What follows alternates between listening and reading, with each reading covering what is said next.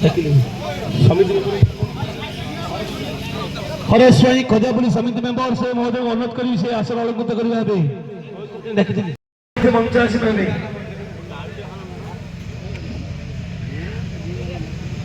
विक्रमपुर रमेश पैड़ा समिति मेंबर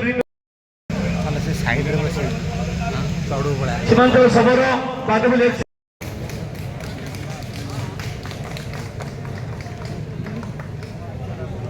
समस्त साथी रे गाइबा वंदे मातरम वंदे मातरम सुजलां सुफलां वनयज शीतलं सस्य श्यामलं मातरं वंदे मातरं शुभ्रयोत्स्ना फुलकितयामिनी फुल्ल कुसुमित द्रुमदल शोभिनी सुहासिनी सुमधुर भासिनी सुखदं वरदं मातरं वन्दे मातरं वन्दे मातरं। बोलो भारत माता की जय, बोलो भारत माता की जय। वन्दे मातरं वन्दे मातरं वन्दे मातरं। वर्तमान समस्ते निज निज आसन में बसवा पे अनुरोध तो आत्मार अध्यक्ष खलिकोट पंचायत समिति आत्मार अध्यक्ष को अनुरोध करके से आसन अलंकृत करने। तो बंधुगण आज आज बड़ खुशी दिन जे आम जो निर्वाचन पूर्व एक मिश्रण पर्व आम खलिकोट पंचायत समिति कंचना ठारे आरंभ करते जहाँकि गंजाम जिला कहीं सारा ओडिशा प्रदेश रे एक गेरुआ बादल छाया घेरी जाइथिला। ए गंजाम जिल्ला रो आरंभ करा बीजेडी हटाओ अभियान।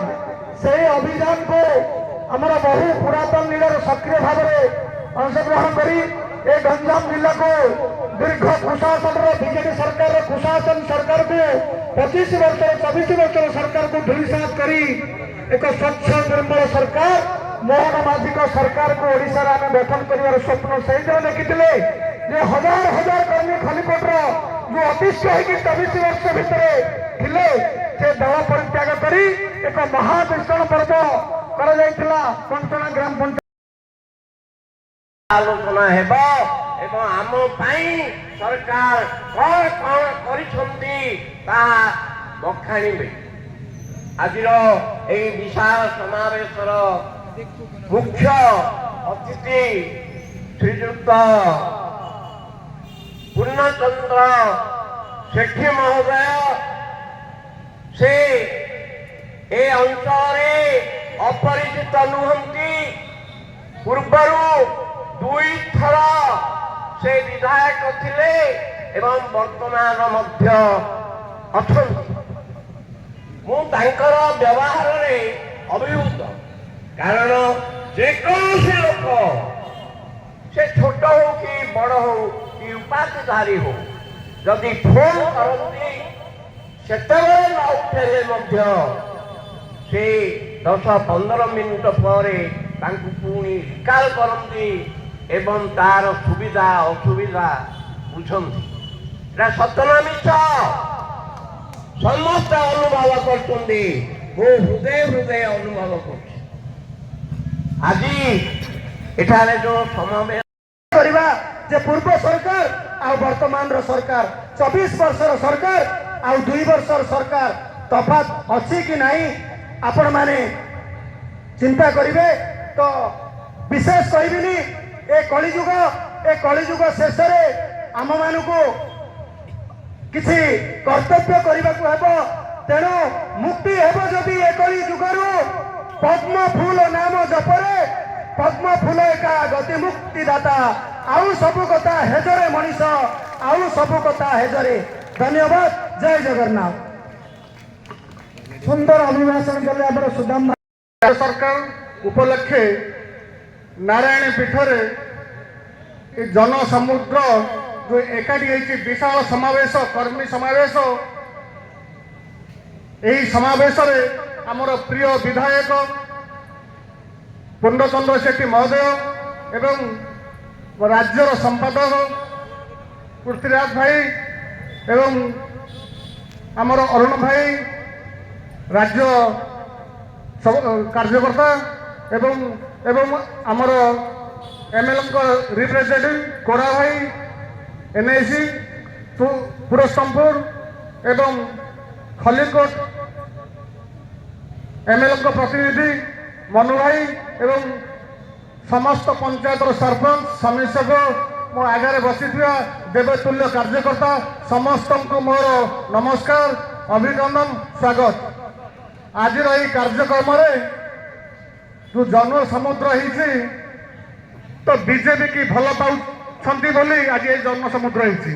ତ ମୁଁ କହିବି ଯେ ଆମେ କେତେ ସଂଖ୍ୟାରେ ଏକାଠି ହେଇଛେ ତ ଏଇ ଯେଉଁ 12 ବର୍ଷ ସରକାର ଚାଲିଛି 2 ବର୍ଷ ସରକାର ଚାଲିଛି ଏହି ସରକାର କେମିତି ଆସିଲା କେବଳ ଆମେ ଏଇ ଯେଉଁ ହଜାର ହଜାର କର୍ମୀ ଏକାଠି ହେଇଛେ ଆମେ ସମସ୍ତେ ଏ ସରକାରକୁ ଆଣିପାରିଲେନି ବାସ୍ତବରେ ଆଣିଛେ ଭୋଟର ମାନେ ଆଣିଛନ୍ତି କିନ୍ତୁ ଆମେ ମୁଖ୍ୟ ବିନ୍ଦାଣୀ ଭାବେ ଆମେ ଜଣେ ମାଧ୍ୟମ ହେଇଛେ ଯେ ଏଇ ସରକାର ଆଣିବା ପାଇଁ କିନ୍ତୁ ବାସ୍ତବରେ ଆମେ ଜାଣି ରଖିବା ଦରକାର ଭୋଟର ମାନେ ଯେଉଁ ତାଙ୍କ ମନ ପରିବର୍ତ୍ତନ କଲେ ତାଙ୍କର ଆଶା ବିଶ୍ୱାସ ଭରସା ଏଇ ଭାରତୀୟ ଜନତା ପାର୍ଟି ଉପରେ ରହିଲା ତ ତାଙ୍କୁ ସଫଳ କରିବା ପାଇଁ ଆମେ ମାନେ ମାଧ୍ୟମ ହେବା କିନ୍ତୁ ମୁଁ ଏତିକି କହିବି ଯଦି ଆମେ ଏ ସରକାରର ଯେତେ ଯୋଜନା ବାହାରିଛି ତାକୁ ଆମେ ପ୍ରସାର କରିବା ଏବଂ ଆମର ଯିଏ ବିଧାୟକ 25,000 ଭୋଟରେ ଯେଉଁ ଜିତିଛନ୍ତି ତାଙ୍କୁ ଯଦି ଆମେ ସପୋର୍ଟ କରିବା ଏବଂ ତାଙ୍କ ହାତ ମୁଠା ଯଦି ଟାଣ କରିବା ତାହେଲେ ଖଲିକୋଟର ବିକାଶ ସେ ହିଁ କରିପାରିବେ।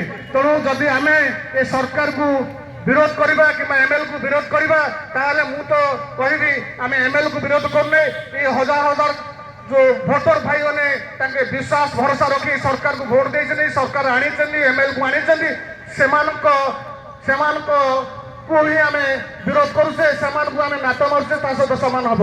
ତେଣୁ ଆମେମାନେ ତ ସରକାରକୁ ସପୋର୍ଟ କରିବା ଏମଏଲଏଙ୍କ ହାତ ମୁଠା ଟାଣ କରିବା ତାହେଲେ ଏଇ ସରକାରରେ ଯେଉଁ ଲୋକଙ୍କର ବିଶ୍ୱାସ ଅଛି ଭରସା ଅଛି ତାଙ୍କର ଭରସା ପୂର୍ଣ୍ଣ ହେବ।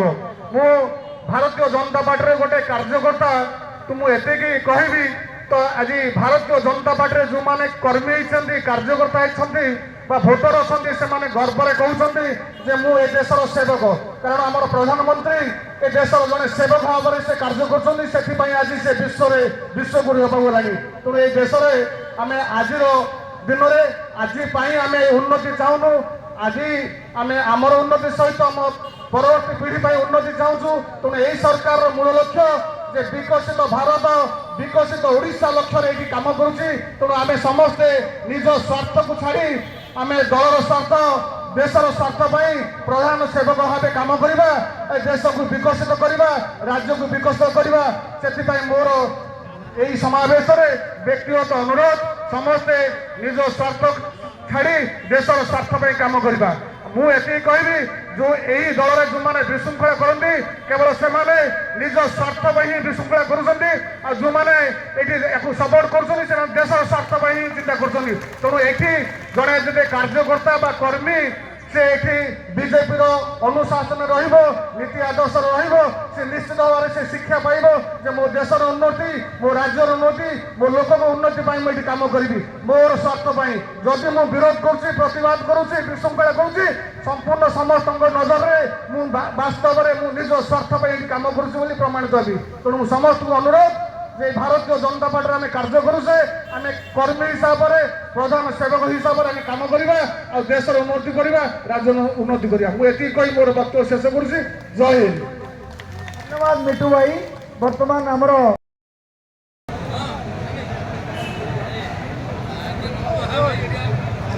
ଆପଣମାନଙ୍କର ତ ପେସେନ୍ସ ବହୁତ କମିଗଲାଣି ତେଣୁ ମୁଁ ମୋ ବକ୍ତବ୍ୟକୁ ଏଠାରେ ବନ୍ଦ କରି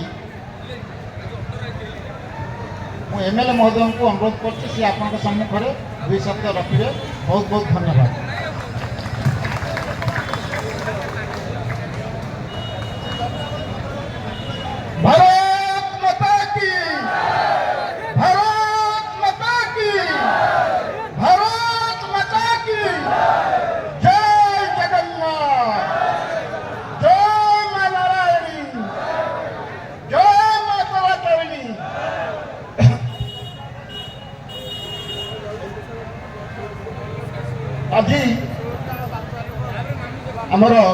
ବରକୋଟ ନିର୍ବାଚନ ମଣ୍ଡଳୀର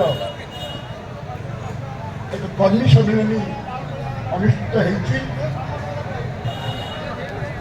ଆମର ପ୍ରିୟ ଭାରତର ପ୍ରଧାନମନ୍ତ୍ରୀ ଟିକେ ଯୋଉମାନେ ଅଛନ୍ତି ସାବଳିଆ ପଞ୍ଚାୟତର ଟିକେ ମଞ୍ଚ ଆଗରୁ ଟିକେ ହଟି ଯାଆନ୍ତୁ। ନରେନ୍ଦ୍ର ମୋଦି ଯିଏକି ଟିକେ ଟିକେ ଭାରତର ସବୁଠୁ ଅଧିକ ଦିନ ପ୍ରଧାନମନ୍ତ୍ରୀ ରହିଛନ୍ତି, ତାଙ୍କରି 12 ବର୍ଷ ପୂର୍ତ୍ତି ଉପଲକ୍ଷେ ତଥା ଆମର ପ୍ରିୟ ମୋହନ ଚରଣ ମାଝୀ ଓଡ଼ିଶାର ମୁଖ୍ୟମନ୍ତ୍ରୀଙ୍କ 2 ବର୍ଷ ପୂର୍ତ୍ତି ଉପଲକ୍ଷେ ଆମେ ଏହି କାର୍ଯ୍ୟକ୍ରମ ଆରମ୍ଭ କରିଛୁ। ଆମ ସରକାର କେନ୍ଦ୍ର ତଥା ରାଜ୍ୟରେ କ'ଣ କ'ଣ କରୁଛନ୍ତି ବହୁତ ମୋ ପୂର୍ବରୁ ବକ୍ତାମାନେ କହିସାରିଛନ୍ତି। ମୁଁ ଚୁମ୍ବକରେ କହିବି, ରାମ ମନ୍ଦିର ମନେ ପକେ ମନ୍ଦିର 500 ବର୍ଷ ଧରି ହେଇପାରିନଥିଲା, ଏହି ଭାରତୀୟ ଜନତା ପାର୍ଟି କରିଛି। 370 ଧାରା ଉପଧାରା 35 ଜାମ୍ମୁ କାଶ୍ମୀରକୁ ସ୍ପେଶାଲ ଷ୍ଟାଟସ୍ ଦିଆହେଇଥିଲା, ଯେଉଁଟାକି ତାକୁ ରିଡ୍ର କରାହେଲା। ଜାମ୍ମୁ କାଶ୍ମୀରରେ ପୂର୍ବରୁ କୌଣସି ଲୋକ ଯାଇକରି ଜାଗା ଖଣ୍ଡେ କିଣିପାରିବନି, ସେଇଥିର ଲୋକ କେବଳ କିଣିବେ। କିନ୍ତୁ ତାକୁ 370 ଧାରା ଉଠେଇଲା ପରେ ଏବେ ଆପଣମାନେ ବି ଚାହିଁବେ ଜାମ୍ମୁ କାଶ୍ମୀର ଯାଇ ଜାଗା ଖଣ୍ଡେ କିଣି ଘର କରିପାରିବେ। ସେମିତି 3 ତଲାକ ଇଏ ମୁସଲିମ ଦେଶ ଥିଲା, ତଲାକ ତଲାକ ତଲାକ 3 ଥର କହିଦେଲା ମାନେ ସ୍ୱାମୀ ସ୍ତ୍ରୀ ପୃଥକ ହେଇଯାଉଥିଲେ। ଆଉ ଆପଣଙ୍କର ଆମର ପ୍ରିୟ ପ୍ରଧାନମନ୍ତ୍ରୀଙ୍କ ଏକ ସୁନ୍ଦର ବାକ୍ୟ, ବେଟି ପଢ଼ାଅ ବଚାଓ। ସେଇଥିପାଇଁ এই କନ୍ୟାମାନଙ୍କ ପାଇଁ ବହୁତ ଯୋଜନା କରିଛନ୍ତି। ଆଉ ପ୍ରଧାନମନ୍ତ୍ରୀ କୃଷକ ନିଧି ଯୋଜନା, ଏମିତି ଅନେକ ଯୋଜନା କରିଛନ୍ତି। ସେମିତି ଆମର ପ୍ରିୟ ମୁଖ୍ୟମନ୍ତ୍ରୀ ଶ୍ରୀଯୁକ୍ତ ମୋହନ ଚରଣ ମାଝୀ ଆମ ସରକାର ଆସିବା ପୂର୍ବରୁ ଦଳ ଯାହା ପ୍ରତିଶ୍ରୁତି ଦେଇଥିଲା, 4 ଦ୍ୱାର ଖୋଲିବା, ଜଗନ୍ନାଥ ଧାମ ଜଗନ୍ନାଥଙ୍କର 4 ଦ୍ୱାର ଖୋଲିବା, କାହିଁକି ଗୋଟିଏ ଦ୍ୱାର ଖୋଲା ଯାଉଥିଲା। ତ ଅତଏବ ଆମ ସରକାର ଆସିବାର କିଛି ଘଣ୍ଟା ପରେ 4 ଦ୍ୱାର ଉନ୍ମୁକ୍ତ ଥିଲା, ଯେଉଁଠିକି ଭକ୍ତମାନେ ଯାଇକରି ପ୍ରଭୁ ଜଗନ୍ନାଥଙ୍କର ଦର୍ଶନ କରିପାରୁଛନ୍ତି। ଆମର ସୁଭଦ୍ରା ଯୋଜନା କୁହାହେଇଥିଲା 50,000 ଦିଆହେବ, ବର୍ଷକୁ 10,000 ଭଉଣୀମାନଙ୍କୁ ଦିଆହେଉଛି ସୁଭଦ୍ରା ଯୋଜନାରେ। ଆପଣଙ୍କର ଧାନ, ଲୋକ ଧାନ ଚାଷକୁ ମୁହଁ ଫେରାଇ ଦେଉଥିଲେ, କିନ୍ତୁ ଆମ ସରକାର କହିଥିଲା ଯେ 800 ଟଙ୍କା ଆମେ ଦେବୁ, ଧାନ କୁଇଣ୍ଟାଲ 3100 କରିବୁ।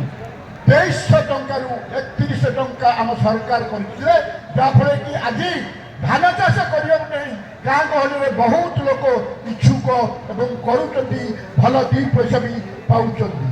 ଆପଣଙ୍କର ମୁଖ୍ୟମନ୍ତ୍ରୀ କନ୍ୟା ବିବାହ ଯୋଜନା ଆପଣ ଜାଣିଥିବେ, ତୋରାତାରିଣୀ ଆମର ମା ତୋରାତାରିଣୀଙ୍କ ପୀଠରେ 203 ଜଣ ବର କନ୍ୟାକୁ ବିବାହ କରାଇଥିଲେ ସରକାରୀ ଖର୍ଚ୍ଚରେ। 60,000 ଟଙ୍କା ଲେଖେ ପ୍ରୋତ୍ସାହନ ବି ଦିଆହେଇଥିଲା। ଏମିତି ଅନେକ ଲକ୍ଷପତି ଦିଦି, ବହୁତ ମୁଖ୍ୟମନ୍ତ୍ରୀ କୃଷକ ନିଧି ଯୋଜନା, ଅନେକ ଯୋଜନା କରି